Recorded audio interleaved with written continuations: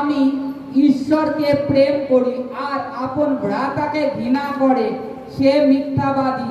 কেননা যাহাকে দেখিতেছে আপনার সেই ভ্রাতাকে যে প্রেম না করে, সে যাহাকে দেখে নাই সেই ঈশ্বরকে প্রেম করিতে পারে না। আর আমরা তাহা হইতে এই আজ্ঞা পাইয়াছি যে ঈশ্বরকে প্রেম করে সে আপন ভ্রাতাকে প্রেম করুক। Hallelujah, hallelujah. কি বলছে ঈশ্বরের বাক্যে? বলছে কেউ যদি বলে আমি ঈশ্বরকে ভালোবাসি, হে ঈশ্বর আমি তোমাকে ভালোবাসি, কিন্তু অথচ তার নিজের ভাই না খেয়ে আছে, তাকে এক মুঠো খাবার দিচ্ছে না, কিংবা তার মা বাড়িতে বৃদ্ধ তাকে দেখছে না, তা সে কি করে ঈশ্বরকে প্রেম করতে পারে? সে পারে যে আমি ঈশ্বরকে প্রেম করি এরকম কথা বলতে? তারা জগৎকে দেখাচ্ছে যে আমি ঈশ্বরকে প্রেম করি, ঈশ্বরের ইয়ে করি, অথচ নিজের যে পিতা, যে ভাই ব্রাদার কিংবা বাড়িতে সিস্টার আছে তাদেরকে যে ঘৃণা করছে, আবার বলছে আমি ঈশ্বরকে প্রেম করি। যতই তুমি যিশু যিশু যিশু করো, তোমার অন্তরে যদি তোমার ভ্রাতার প্রতি প্রেম না থাকে, তাহলে তোমার যিশু যিশু করা বেকার, যিশু যিশু করা বেকার। যখন তুমি এই শরীরকে, এই পার্থিবিক দেহকে ত্যাগ করবে, ত্যাগ করার পরে তোমাকে সেই স্বর্গীয় দেহ পরিধান করানো হবে।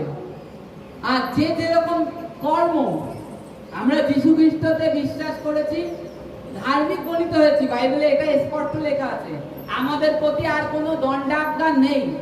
কিন্তু তা সত্ত্বেও আমরা জেনে শুনে যদি বারবার পাপ করি, বারবার অপরাধ করি, তাহলে কি করছি? যীশু খ্রিস্টকে পুনরায় আমরা ক্রুশে দিচ্ছি। আমরা ঈশ্বরকে জানছি, জানার পরেও যদি পাপ করছি, তাহলে কি আমরা পুনরায় যিশুকে আবার ক্রুশে দিচ্ছি। এবার আমি আবার বলছি, পাপ করা কি? নিজের ভাইকে তুমি দেখছো ভাই অভাবে আছে, দুঃখে আছে, সমস্যায় আছে, আর্থিক সমস্যা আছে, তোমার যেটুকুনি আছে, বাইবেলে লেখা আছে, প্রভু বলছে তোমার কাছে দুটি আঙ্গারাখা থাকলে একটা দাও, দুটো চোগা থাকলে একটা দাও। এর মানে কি? জামা, বস্ত্র, খাদ্য তোমার কাছে দুটো থাকলে একটা দাও তাকে, কারণ সেও পড়ে বাঁচুক, সেও ঈশ্বরের সন্তান। যখন তার প্রতি তুমি দয়া করছো, প্রেম করছো, তখন তুমি বলতে পারো হ্যাঁ আমি ঈশ্বরের প্রতি প্রেম করছি। এবার তোমার ভাই বলে নয় যে তোমার ভাই, তোমার প্রতিবেশী তার সেবা করলে। আমাদের বাইবেলে প্রভু কি বলছে? তুমি যখন যেখানে থাকো সেখানেই তোমার সে প্রতিবেশী হয়, তাই তো? তুমি রাস্তায় থাকো, সে তোমার প্রতিবেশী। সে যদি কোনো সমস্যায় পড়েছে তাকে হেল্প করো, যেটুকুনি তোমার সাধ্য আছে তুমি করো। তারপরে তুমি নিজের বিবেক থেকে, তোমার ভিতরে ঈশ্বর যে বিবেক দিয়েছে, তো সেই বিবেকের মধ্যে যে পবিত্র আত্মা বাস করে, তিনি তোমাকে চেতনা দেবেন না তুই এখন যিশুকে প্রেম করা শিখেছিস, তুই এখন তোর প্রভুর পথে সঠিকভাবে চলতে পারছিস, তোমার বিবেক তোমাকে তখন সাড়া দিয়ে দেবে, পবিত্র আত্মা তোমাকে বলে দেবে যে তুমি এখন ঈশ্বরকে প্রেম করছো। অথচ তুমি দেখছো কোনো ব্যক্তি না খেয়ে রয়েছে, তোমার কাছে খাওয়ানোর মতো কিছু আছে, তা সত্ত্বেও দিচ্ছ না, তখনই তুমি অন্যায় করছো, তখনই তুমি ঈশ্বরকে যে প্রেম করা বলছো সেটার থেকে তুমি নিজেকে বঞ্চিত করে দিচ্ছ। বাইবেলে বলছে আমরা ঈশ্বর থেকে, এখানে জন লিখছে আমরা ঈশ্বর থেকে তাহা হইতে এই আজ্ঞা পাইয়াছি যে ঈশ্বরকে যে প্রেম করে সে আপন ভ্রাতাকেও প্রেম করে। যে ঈশ্বরকে প্রেম করে সে নিজের ভাইকেও ভালোবাসে। বাইবেল কি বলছে? আমরা সকলে ঈশ্বরের সন্তান, তাই তো? আমরা সকলে ঈশ্বরের সন্তান। তাহলে কি আমরা পরস্পর ভ্রাতা ভগ্নী, ভাই বোন, তাই তো? তাহলে প্রত্যেকে জগতের সমুদায় তুমি যখন যে প্রান্তে আছো, এই বলে তুমি আবার ভেবো না যে আমাকে না খেয়েও দিতে হবে। ঈশ্বর সেটা বলেনি। তুমি বাইবেলে লেখা আছে তোমার কাছে দুটো থাকলে একটা দাও, তোমার যতটুকু সাধ্য আছে। কিন্তু আমরা কি করি? আমরা কখনো কখনো আমাদের জীবনে পুরাতন আমার প্রতি কেউ কিছু করেছিল, আজকে আমার অবস্থা দিন দিন পরিবর্তন হচ্ছে, তারপরে আমার একটু অর্থ হয়েছে, আমি আমার ভাইকে ঘৃণা করতে থাকি, অহংকার করতে থাকি, পুরনো দিনের কথা মনে করি যে আমার ভাই এইরূপ করেছিল, আমার বোন আমার সাথে এইরূপ করেছিল, ওকে ভালো চোখে দেখা যাবে না, ওর সাথে ভালো ইয়ে করা যাবে না, ওই মুখের ভালোবাসা আছে ওইটাই থাক, অন্তঃকরণের আর ভালোবাসায় গিয়ে লাভ নেই, এটা অনেকে ভেবে থাকে। এটাই এটাই ভুল। বাইবেল বলছে তুমি তোমার অন্তঃকরণ থেকে যদি ক্ষমা করো এই পৃথিবীতে থাকে, ঈশ্বর তোমাকে ক্ষমা করেন। আর এইগুলোর কাজ কে করে? আপনাকে এই যে পুরাতন জিনিসগুলো স্মরণ করিয়ে দেয় কে? শয়তান। শয়তান আপনার জীবনে পুরাতন পাপটার সম্বন্ধে, পুরাতন অশান্ত গন্ডগোলের সম্বন্ধে সে সজাগ আছে, সে জানে তার জীবনে কি হয়েছিল, সে সেটাকে আপনার জীবনে স্মরণ করিয়ে দেয়, মনে করিয়ে দেয় যে আপনি এইটা ভুল করেছিলেন, ও এই ভুলটা করেছিল, ওকে স্মরণ করিয়ে দিই। এটা শয়তানের কাজ, এটা পবিত্র আত্মার কাজ নয়। পবিত্র আত্মা কি চায়? সবসময় শান্তি, প্রেম, দয়া, পবিত্র আত্মার চিহ্ন এগুলো। আর শয়তানের কাজ কি? চিহ্ন হচ্ছে তার জীবনে কে কোনটা ভুল করেছিল সেটাকে মনে করিয়ে দাও। এটা হচ্ছে শয়তানের সিম্বল। মনে করিয়ে দিয়ে তাকে স্মরণ করিয়ে দাও, মানে যে এই করেছিল। এটা পবিত্র আত্মার থেকে নয়, এটা শয়তান থেকে হয়। এইগুলো সম্বন্ধে বাইবেলে আজকে এখানে যে সুসমাচার করা হচ্ছে ঈশ্বরের বাক্য, এতে আপনাদেরকে সজাগ করবার জন্য ঈশ্বর আমাদের মণ্ডলীতে পালক নিযুক্ত করেছে, প্রেরিত দিয়েছে, যেন ঈশ্বরের বাক্য সঠিকভাবে আপনাদের কাছে দেওয়া যায়। কারণ অন্তিম দিন একেবারে কাছে চলে এসেছে, একেবারে কাছে। আমরা একটা ধারণা করতে পারছি না যে অন্তিম দিন ঈশ্বরের আগমন কতটা এসছে, ঈশ্বরের আগমন কতটা এসছে। তা অতএব যেন ঈশ্বরের যে এখন আমরা বাইবেলে যোহনে লেখা আছে যে প্রকাশিত বাক্যে লেখা আছে র্যাপচার হবে, তাই তো? ঈশ্বর তুলে নেবে। তা আমরা যেন তার জন্য প্রস্তুত থাকতে পারি, আমরা তার জন্য প্রস্তুত থাকতে পারি।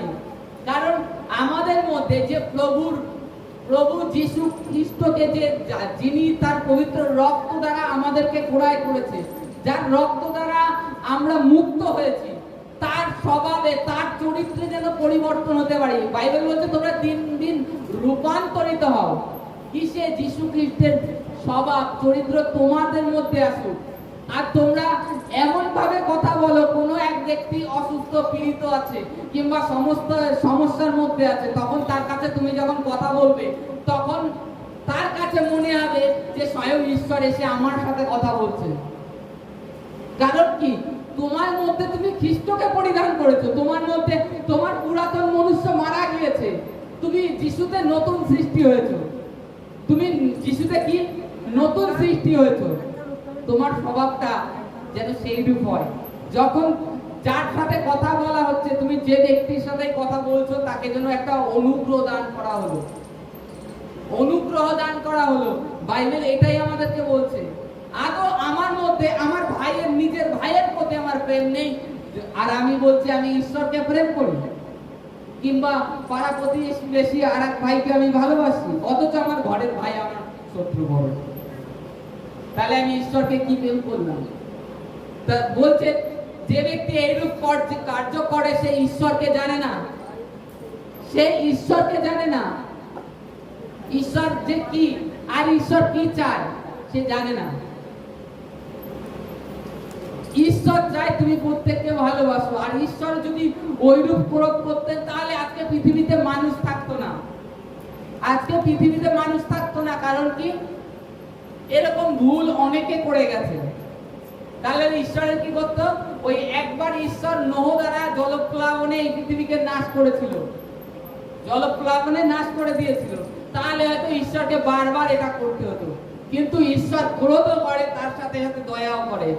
আজকে জাগতিক পিতা মাতার যদি আমাদের এইরূপ ভাব হয়ে থাকে যে আমাদের সন্তান ভুল করেছে, ওকে ছেড়ে দাও, তাহলে ঈশ্বর তিনি কতটা মহান। এত পৃথিবীর উপর এত পাপ, এত অন্ধকার হচ্ছে, তার সত্ত্বেও ঈশ্বর খালি ধৈর্য ধরে আছে। যদি এই সন্তানটা মন ফিরায়, যদি ওই সন্তানটা মন ফিরায়, এইটার অপেক্ষায় আছে খালি। এইটার অপেক্ষায় আছে, আর কিছু না, যে কিছু সন্তান বেশি পরিমাণে উদ্ধার পায়। এই পৃথিবীতে আমরা জানি 3.5 বছর মানে শয়তানের রাজত্ব আসবে র্যাপচার হয়ে যাওয়ার পরে। আমরা জানি এই র্যাপচার এই কারণে ঈশ্বর লেট করছে, যে আরো কিছু আত্মাকে রক্ষা করতে পারে, আরো কিছু আত্মাকে। কারণ বাইবেলে লেখা আছে সমুদায় জগতে ঈশ্বরের সুসমাচার যাবে, আর আমরা জানি অন্তিমে সেটা পৌঁছেও গেছে। কারণ এখন মোবাইলের মাধ্যমে, ইন্টারনেটের মাধ্যমে, কারণ শয়তান এই মোবাইলটাকে ব্যবহার করেছে, ঈশ্বরও তার মাধ্যমে তার সুসমাচার পুরো জগতের কোনায় কোনায় পাঠিয়ে দিয়েছে। অতএব আমরা ভালো করেই জানছি যে ঈশ্বরের আগমন কতটা এসছে। অতএব নিজেদেরকে এখনো, যদি তোমাদের জীবনে কোনো ভুল থাকে সেটাকে শুধরে নাও, আর জগতের অভিলাষ থেকে নিজেরা বাঁচো। জগতের অভিলাষ থেকে এই বাইবেলে স্পষ্ট বলছে এটা অভিলাষ। জগতের অভিলাষ কি? মানে প্রথমত অভিলাষ হচ্ছে গিয়ে আমাদের চোখের নেশা, আকর্ষণ, অসার ভাবনা। আমরা ভাবি আমাদের মনে শান্তির জন্যই পার্কে যাই। আমি নিজে একটা উদাহরণ দিচ্ছি। আমি এই কয়েকদিন যে কলকাতায় ছিলাম, তা আমাকে বলছে যে চল একটু পার্কে চল। তারাই আমি যাই না, কোনোদিন যাই না, এতদিন কলকাতায় থেকে এসেছি। একবারই ওই পাশে একটা প্লেন ছিল, অল্প একটু জায়গা, সে দেখতে গিয়েছিলাম যুদ্ধের বিমান। তাছাড়া ওই পার্কে, ইকো পার্কে, তারপরে ওখান থেকে সব কাছাকাছি আমার আগেও নিয়ে যাওয়ার চেষ্টা করেছে, আমি কোনোদিন যাই না। এদিনকে বলছে চ বসে থাকবি একা একা, আমি বলছি না আমি যাবো না। তারপরে দেখছি যদি না যাই বলবে কিপটে, হ্যাঁ ত্যান এইসব বলবে। আমার ঠিক আছে চলো, অসুবিধা নেই, যাই। আমি নিজে ঘুরলাম, ঘুরে টুরে দেখছি খালি চোখের অভিলাষ, আর কিছু না। চোখের অভিলাষ আমাদের দৃষ্টি আকর্ষিত করে, কিন্তু আমাদের হৃদয় যে শান্তি উপভোগ করে কিংবা একটা আনন্দ পেল হৃদয়, কিছুক্ষণ স্থায়ী হবে তা না, জাস্ট সীমিত সময় তুমি চোখে দেখলে। তারপরে আমি নিজে দেখছি, আমি বলছি সব তৈরি প্লাস্টিকের বেশি জিনিস। আমি বলছি এই প্লাস্টিক দেখতে এসছো তোমরা, এই প্লাস্টিক দেখতে, এতে তোমাদের কি উপভোগ হলো? মনে শান্তি কিছু আর? এই টাইমটুকু যদি আমি বাইবেল পড়তাম, আমি উদাহরণ স্বরূপ বলছি, আমি যদি বাইবেল পড়তাম কতটা শান্তি পেতাম সে আমি জানি। কারণ আমাদের শরীর চাই অভিলাষ, সে মর্ত থাকে, কিন্তু আমাদের আত্মা চাই আমরা যেন ঈশ্বরের বাক্যে পরিপূর্ণ হই, আর আমাদের অস্ত্র যেন ধার থাকে, তেজময় থাকে। আর আপনি যতই প্রার্থনা করেন, আপনি যদি বাক্য না পড়েন, আপনার অস্ত্রে ধার থাকবে না। আপনার নিজের অস্ত্রকে যদি তৈরি করতে পারেন, আপনি প্রচুর সুসমাচার করে বেড়ান। আপনি যদি বাক্য না পড়েন, আপনার অস্ত্রে কোনো ধার থাকবে না। কারণ বাইবেল আদি পুস্তকে একটা কথা বলে দিয়েছে যে আদি মানে যোহন লিখিত সুসমাচারে আদিতে বাক্য ছিল, বাক্য ঈশ্বরের কাছে ছিল, বাক্যটাই ঈশ্বর। আর আজকে আপনি আমি যখন এই বাক্য দ্বারা প্রার্থনা করি তখন উত্তর পেয়ে যায়। আর আজকে যখন আপনি বাক্য পড়ছেন তখন ধীরে ধীরে ধীরে ধীরে যীশু খ্রিস্টকে পরিধান করে দিচ্ছেন। যীশু খ্রিস্টের স্বভাব আপনাকে চলে আসছে। তখন আপনার ব্রেনের মধ্যে অলরেডি কাজ শুরু করে দেয় ঈশ্বরের বাক্য শুনে। ঈশ্বরের বাক্য যখনই আপনার মস্তিষ্কে পৌঁছে যায় তখন অলরেডি পবিত্র আত্মা কাজ করার সাহায্য পায়। আর আপনার যে অঙ্গ ড্যামেজ আছে সেই অঙ্গগুলো আস্তে আস্তে আপনার ব্রেন থেকে প্লাস পবিত্র আত্মা দুইজনের সহায়তায় আপনার শরীরের যে রোগ ব্যাধি আছে সেটা ঈশ্বর বের করে দেয়। আমরা বলছি, সকলে জানছি ঈশ্বর আত্মা, তার আরাধনা আত্মা সত্যে করতে হবে, বাইবেল যোহনে লেখা আছে। আর তার আরাধনা আমাদেরকে আত্মায় সত্যে করতে হবে, তা সত্ত্বেও আমরা ভুলে যাচ্ছি। এবার তার আরাধনা করতে গেলে কি হবে? ঈশ্বরের আজ্ঞা মানতে হবে। কি আজ্ঞা বলছে এখানে? যদি কেউ ঈশ্বরকে প্রেম করে সে নিজের ভ্রাতাকেও প্রেম করে। ঈশ্বরকে আমি দেখতে পাচ্ছি না, দেখতে পাচ্ছি? আপনি দেখতে পাচ্ছেন? দেখতে পাচ্ছি না, কেউ দেখতে পাচ্ছি না, কিন্তু জানি ঈশ্বর আছে। এবার আমি কাকে দেখতে পাচ্ছি? আপনাকে দেখতে পাচ্ছি, আপনাকে, শুভকে দেখতে পাচ্ছি, সবাইকে দেখতে পাচ্ছি। আমি যখন দেখা কাউকে প্রেম করছি তখন ঈশ্বরকে প্রেম করছি। তাই বলে যে শত্রু তাকে ঘৃণা করবো? বাস্তবিক কথা, আজকে পুলপিটে দাঁড়িয়ে বলছি যে এমন কেউ নেই যে আমার আজ পৃথিবীতে শত্রু আছে, কেউ নেই। আমার প্রতিবেশী লোকের একটু হয়তো তো মুখ কালাকালি তাও থাকে, পাশের বাড়ির বিষয়, আমার তাও নেই, তাদের প্রতি কোনো ক্রোধ কিচ্ছু নেই। কারণ আমি জানি আজকে যদি আমি এই পৃথিবীতে কিছু পুষে রেখে দিই, কিছু বেঁধে রেখে দিই, স্বর্গে বাঁধা যাবে। আর আজকে আমি এই যে এখানে আমি যে কথা বলছি, এইখানে কথাটা বলতে গেলে পবিত্র আত্মা আমাকে সাহায্য দান করবে না। পবিত্র আত্মা আমাকে সাহায্য দান করবে না। তখন আমার মধ্যে অলরেডি আমার বিবেক আমাকে দোষ করবে যে তুই এই অন্যায় নিজে করিস, আর তুই কি করে পুলপিটে দাঁড়িয়ে বলছিস। এটা পবিত্র আত্মা করবে, আপনাকে সাহস, বল দেবে না। আর বল দেয় পবিত্র আত্মা আপনাকে। তা আপনি নিজের ভাইকে, নিজের প্রতিবেশীকে প্রেম করুন, কারণ ঈশ্বরের আগমন সন্নিকট। তাহলেই আপনি ঈশ্বরকে প্রেম করবেন। যার প্রতি যা হয়েছে আপনি সমস্ত ক্ষমা করে দিন, ঈশ্বরও আপনার সমস্ত কিছু মুছে দেবে, কিচ্ছু রাখবে না। অলরেডি আমরা মুক্তি, উদ্ধার প্রাপ্ত হয়ে গেছি খ্রিস্ট যিশুতে। এই জীবনটাকে বাইবেলে বলছে তোমরা যিশুতে রূপান্তরিত, মানে দিন দিন যিশু খ্রিস্টে পরিণত হয়ে যাও, তার স্বভাব চরিত্র তোমাদের মধ্যে আসে। আবার এও বাইবেলে লেখা আছে তুমি অতিরিক্ত প্রভুর বিষয়ে ভেবো না, সমস্ত কিছু বলে দিয়েছে। তোমাদের চেতনার নিমিত্ত এই সমস্ত বাক্য বলা হয়েছে। বাক্য বেকার লেখা হয়নি, ঈশ্বরের বাক্য। আজকে যেন বাক্য পড়ে মানুষ শুধরাতে পারে নিজেকে। যখন আপনি নিজের মধ্যে যখন শান্তি, আনন্দ উপভোগ করবেন, তখন দেখবে জগৎও শান্ত আপনার চোখে লাগবে, জগৎ ভালো আছে। কারণ আপনি নিজে শান্ত আছেন, ভিতর থেকে আপনি শান্ত আছেন। ওর জন্য নিজেকে আপনি রোগ ব্যাধিতে যাতে থাকুন, আপনি ঈশ্বরের বাক্য ধ্যান করুন, প্রার্থনা করুন, গান করুন, ঈশ্বর আপনাকে উঠাবে। আর ঈশ্বরের আজ্ঞা মানুন, আপনার ভাইকে ভালোবাসুন, আপনার প্রতিবেশীকে ভালোবাসুন। ঈশ্বরের শান্তি এমনিই দেখবেন, আপনার মধ্যে অলরেডি পবিত্র আত্মা কাজ করবে। Hallelujah, hallelujah, hallelujah, hallelujah. দেখবো ঈশ্বরের আগমন কতদূর। হালেলুয়া, প্রকাশিত বাক্য।